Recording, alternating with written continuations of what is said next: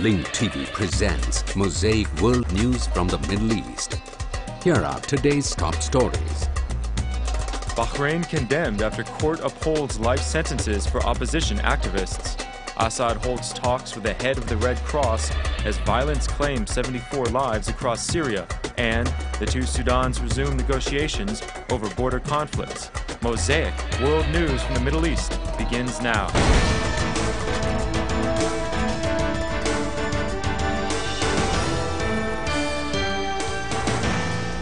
In Bahrain, the opposition condemned the rulings issued by the High Court of Appeals against figures of the opposition and its detained leadership for expressing their opinion.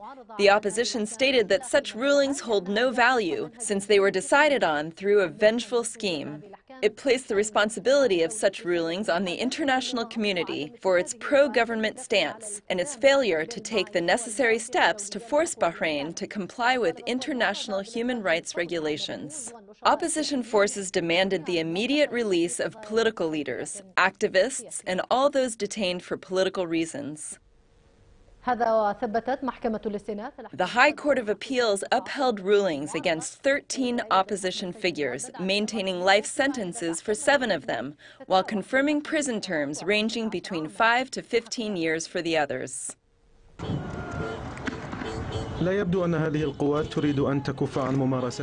It doesn't seem these forces are willing to halt their infringements on the rights of unarmed Bahraini citizens, while the ruling class is in Manama escalate its repressive practices. The latest was its crackdown on demonstrations organized due to the week-long loyalty to the rulers that is held in 12 areas across the country, including Al-Deraz, Bilad al-Qadim, Darazian, Al-Nuwaydrat, and Al-Kashmir. These areas, in which the authorities intensified their use of pellet bullets and poisonous gas, witnessed several injuries and cases of suffocation. Saudi-backed government forces raided a mass rally called for by the opposition in the city of Jedhafs, arresting a number of participants as youths proceeded blocking roads with burning tires to prevent government forces from raiding homes and arresting protesters. These protesters poured into the street to affirm their support for all those detained in government prisons, especially leading opposition figures. As the authorities freed the killer of child martyr Hussam al-Haddad, the Bahraini courts of appeals upheld life sentences for 7 opposition leaders who attended the hearing due to their participation in protests.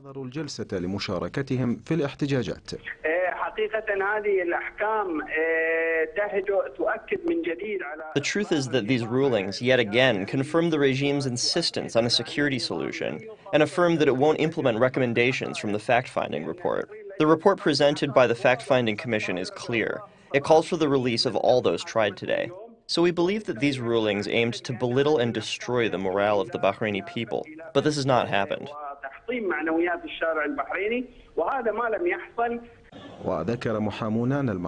Lawyers said the court chose to uphold prison sentences for 13 of the detainees, with periods ranging between 2 and 15 years. The 13 were not present at this hearing and include 7 who were tried in absentia. They were accused of establishing terror cells in order to overthrow the regime. Among the defendants are rights activist Abdul Hadi al-Khawaja and Hassan Mushaima. Government judges had handed down prison sentences in June 2011, including life sentences against members of this group.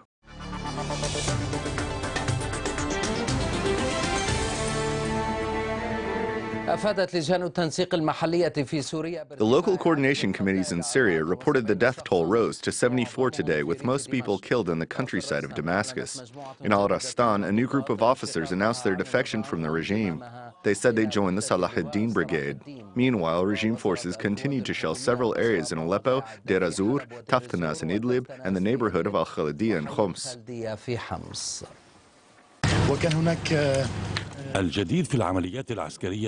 The newest development in the military operations is that each side announced control over the other's military sites. Syrian media outlets confirmed that regime forces control large areas in the city of Aleppo, especially around Sayf al-Dawla. Syrian state TV broadcast live reports and interviews with soldiers from the area.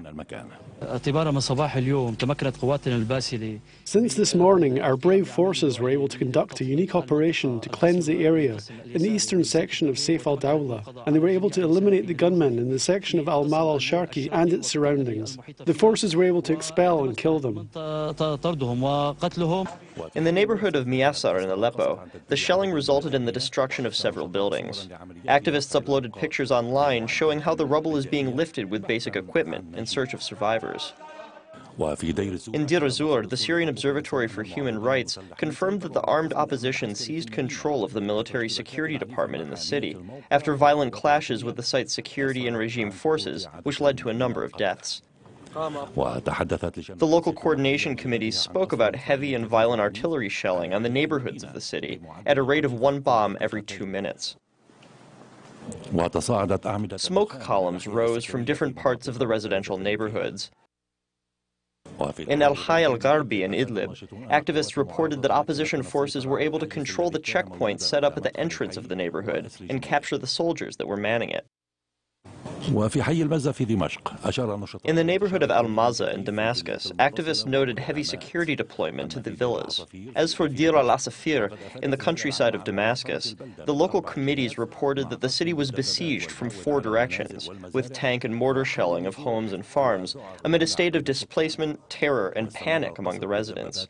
Tank and mortar shelling also continued in the town of Zibdin. In Taftanaz, opposition forces continued to shell the military airport, which led helicopters to make emergency landings, according to activists who uploaded pictures of the airport and the landing.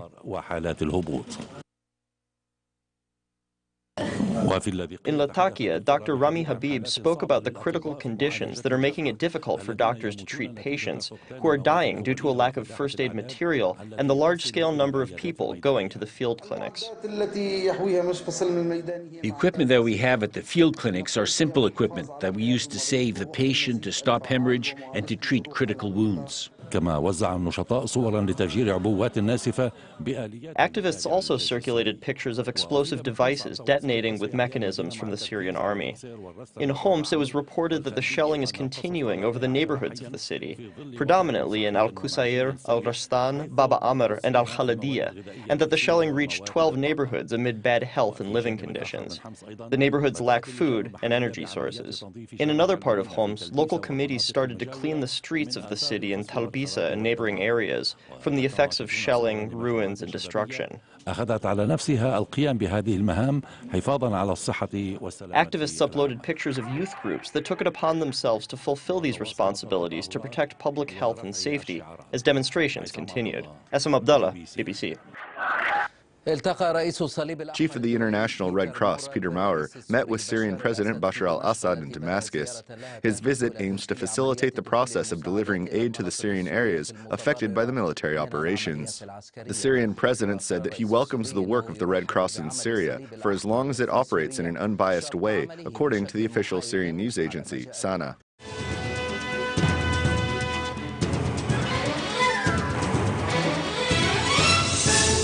After Syria and its valiant army failed the colonizers' plots targeting its stability, Washington and its Western allies and the oil sheikdoms are fighting a battle to establish camps in Turkey to train what remains of the armed terrorist groups and to supply them with heavy weapons.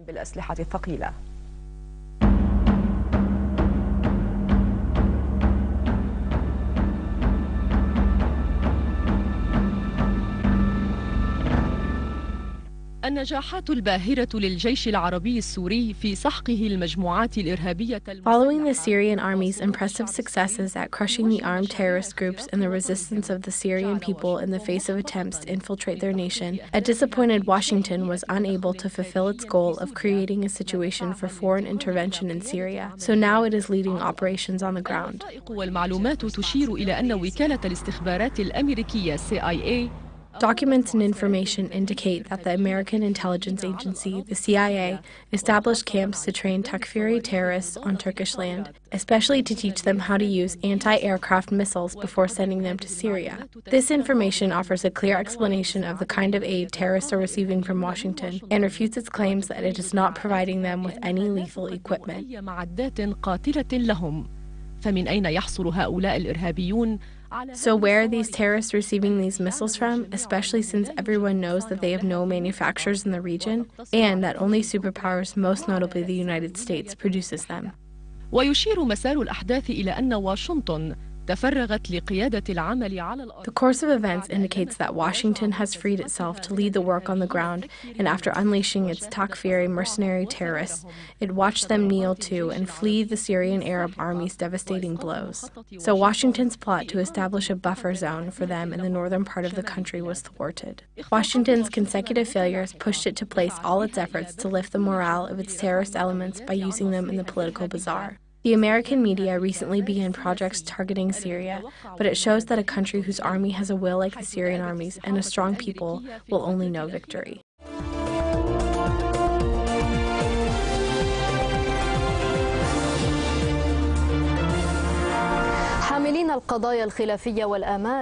With hopes of reaching a deal to settle their conflict, negotiators from Sudan and South Sudan attended a new round of negotiations today in the African capital, Addis Ababa, with the aim of resolving their differences, especially over their borders and oil. The negotiations are scheduled until September 22nd. Then, African envoy Thabo Mbeki will present a report to the Security Council to clarify the outcome of the negotiations.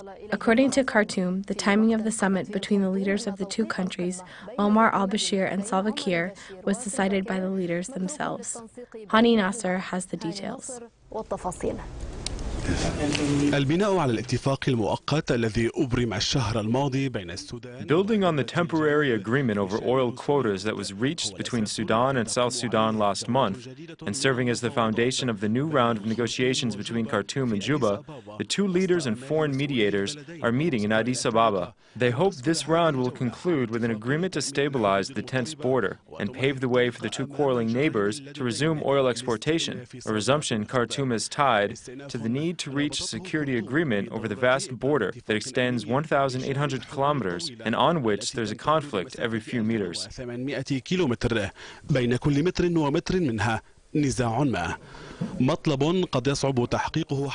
According to Juba, this request is currently hard to fulfill, viewing the issue as premature. At this stage, the priorities are cross-border trade, the situation of individuals not residing in their state, and the disputed area of Abyei. From here, mediators are focusing on establishing a 10-kilometer-wide demilitarized buffer zone along the border to resolve a conflict which erupted after the secession of the South over a year ago.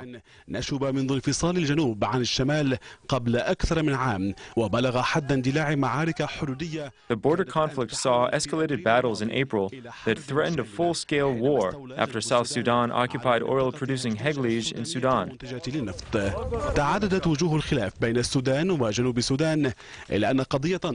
There are many disagreements between Sudan and South Sudan, but the issue of oil is the most contested. Both countries are in dire need of oil revenue to revive their economies, which were hit after a decision by South Sudan to halt oil production due to disagreements over tariffs on oil passing through the north.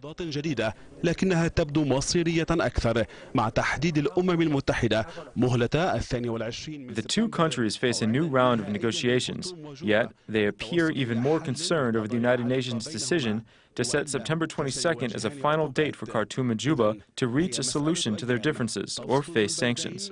So, it's a matter of days that separate the two countries from meaningful solutions or painful sanctions.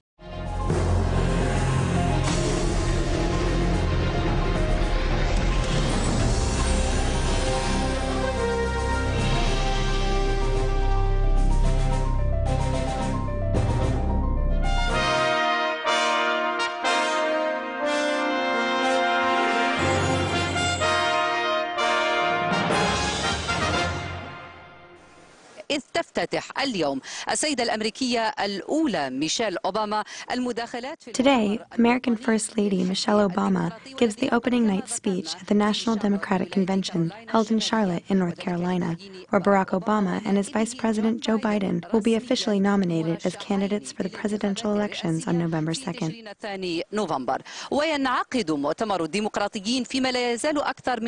The National Democratic Convention is being held 2 months before the election, and Michelle Obama enjoys a high approval rating in the United States that varies between 65% and 70% according to polls, or 20 points more than her husband.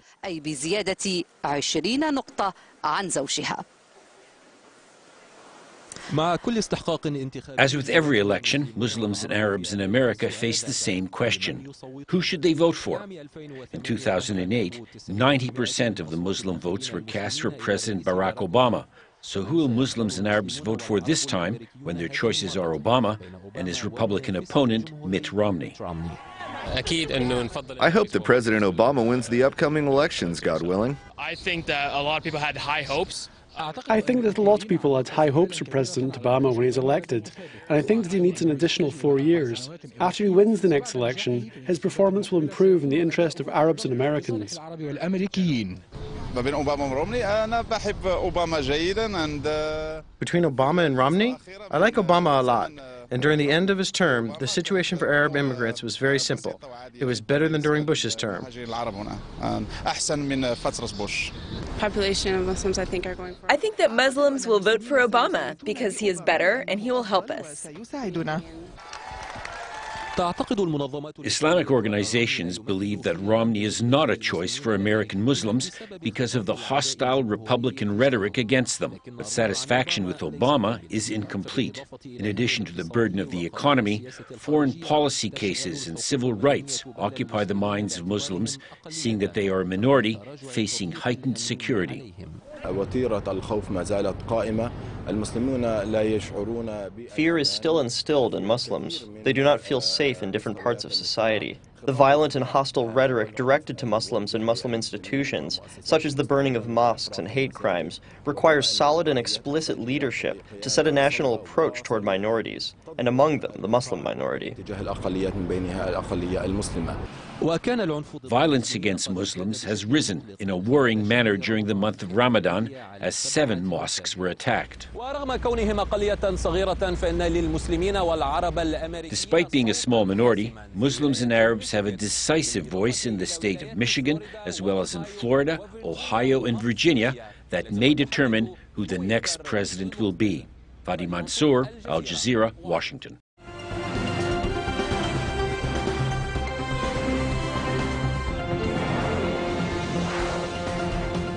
Another total shutdown in Indian-administered Kashmir. Locals are upset over an Indian Supreme Court order which permits construction activities at a Hindu pilgrimage site. Shahana Bhatt tells us more. After 4 years of relative calm, the issue related to Hindu shrine in Indian-controlled Kashmir seems to pop up again. This comes as the Supreme Court of India issued orders to build permanent roads and facilities in the ecologically sensitive area where the cave shrine is located. The cave shrine, known as Amarnath, is situated at an altitude of around 14,000 feet. The pro-independence leader of Kashmir, Sayyid Ali Shah Gilani, has accused India of politicizing the pilgrimage. Calling people to observe a close down on Tuesday over this move of Indian court, Gilani said New Delhi must not create the image of pilgrimage as a military project. Gilani has asked the government not to think of paving roads up to the shrine. Any infrastructure building will impact the ecology of the area and become source of disaster for people of Kashmir. And they also must regulate the number of pilgrims and reduce the pilgrimage period to original 15 days. In the wake of shutdown, businesses, government offices, banks and schools were closed and the vehicular movement was limited. Back in 2008, the issue of allotment of land to the same shrine for building infrastructure and facilities generated a stir in Kashmir, dividing the Jammu and Kashmir state on communal lines. The region of Kashmir witnessed the ever biggest street protests in its history. Government closed down the region for months and people were reportedly killed due to the use of extra force. Now experts warn of similar repercussions. We feel that things can go in a worse way than 2008 because when you do certain things for the first time, there is a benefit of doubt that you didn't intend to spoil the environment that way and it was some sort of mistake. But if you do the same thing second time, people feel that there is a design in it. The government has not issued any new statement over the permissions of constructing roads to the cave shrine, keeping in consideration the sensitivity of the issue. Other Kashmiri leaders have also expressed concerns over the interference of state governments in the affairs of shrines in Kashmir, stressing that the increasing number of pilgrims would wreak havoc to the fragile ecology of the region. Shahana Bhatt, Press TV, Indian-administered Kashmir. Family members of Palestinians in Israeli jails hold a rally to gather support for their cause. They say conditions are worsening for Palestinian prisoners in Israeli jails. They accuse Tel Aviv of violating a prisoner swap deal it had struck with the Islamic resistance movement Hamas back in October 2011. Hannah Ghassis reports. Family members of Palestinian prisoners rallied on Tuesday in front of the International Committee of the Red Cross office in Al-Bira, located in the central region of the West Bank. The attendants protested the treatment of Palestinian prisoners by their Israeli jailers. We, the family of prisoners, want our children back. We also demand that the officials specialised in prisoner affairs, especially President Abu Mazen, to take a serious stance in regards to our prisoners. The protesters voiced concerns for the conditions of the prisoners in light of recent prison raids conducted by Israeli prison services against Palestinian inmates in the Ramon and Ashkelon jails. Numerous Palestinian prisoners have been injured during these latest prison attacks. The prisoners are disturbed. They have been the target of a fierce campaign conducted against them. It is unimaginable. They are not allowed to move. They are beaten. They are searched day and night, so they are prevented from sleep, and many are denied family visits. The protesters demanded that Israel cease violating the rights of its Palestinian prisoners, called to an end to administrative detention and solitary confinement policies, and the reinstatement of visitation rights to all prisoners. The protesters also voiced their concerns for the lives of Palestinian prisoners on hunger strike. No one from Hassan's family has been able to visit him. They are prohibited from visiting him. They have applied to permits in order to visit him, but Israel refused to grant them. Then they appealed to the Red Cross, but the Red Cross was unable to help them in getting a visiting permit. According to a press statement by the Higher Prisoner Committee, Palestinian prisoners who have been imprisoned by Israel before the signing of the Oslo Accords in 1993 will start an open-ended hunger strike in protest of their captivity. According to the Palestinians gathered here, visiting family members in Israeli jails gives high moral support for their incarcerated loved ones. They also accuse Israel of trying to break the spirits of the Palestinian prisoners by prohibiting family visits. For Press TV, Hannah Ghassis, front of the International Committee of the Red Cross office, occupied Al-Bira.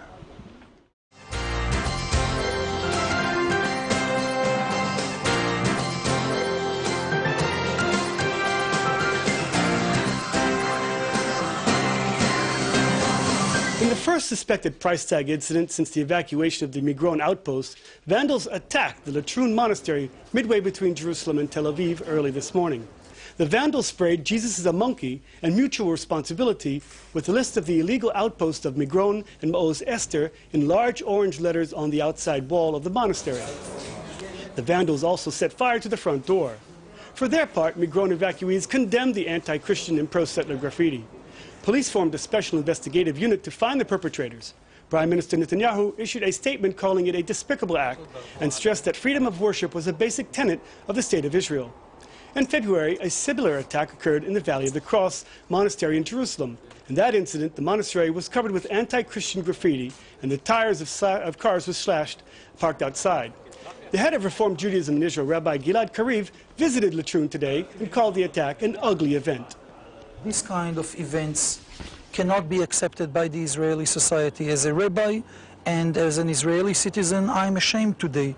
And I'm deeply troubled by the fact that this is not the first time that such an event takes place in Israel.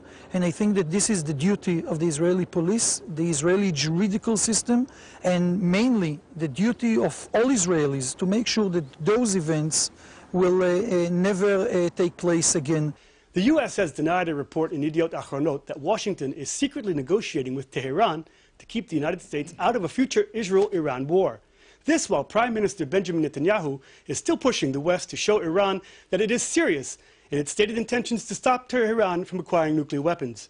Here with more on the latest developments over Iran is IBA's Eli Wogelinter. Eli? Good evening. Thank you, Aryeh. The White House rejected a report published by Yediot that claimed American officials told their Iranian counterparts that the U.S. would stay out of an Israeli-Iranian conflict. But the clock continues ticking, and Prime Minister Netanyahu is still seeking reassurances from President Barack Obama. The report published yesterday said senior U.S. administration officials recently sent messages to Iran through diplomats from 2 European states, indicating that the U.S. would not support Israel should it launch a unilateral strike, and that the U.S. expects Tehran not to retaliate against the American military in the Persian Gulf. White House spokesman Jay Carney's reaction was unequivocal. "It's incorrect, completely incorrect," he said. "The report is false, and we don't talk about hypotheticals." An Israeli official was quoted also downplaying the report, saying it doesn't make sense. There would be no such need to make a promise to the Iranians because they realize the last thing they need is to attack U.S. targets and draw massive U.S. bombing raids. But the gap between Washington and Jerusalem over showing a firm resolve to stop Iran's nuclear ambition continues. For the second straight day, Prime Minister Netanyahu pushed for a clear declaration of red lines.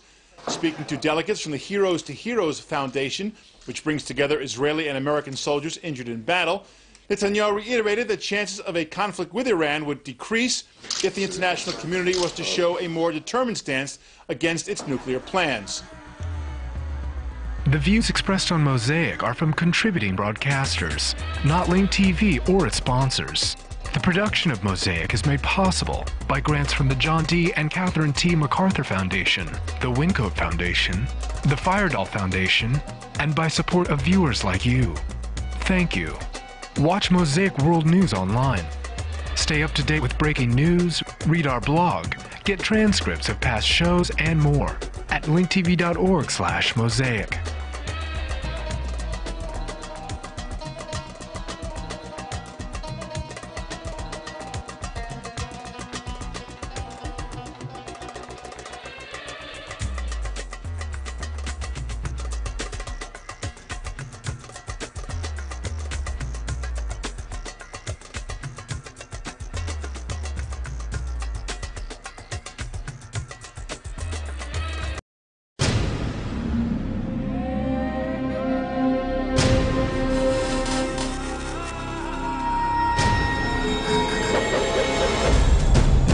U.S. airwaves, a global channel of uncompromising stories. World news, documentaries, entertainment, and culture. Link TV, connecting you to the world. For more information, visit linktv.org.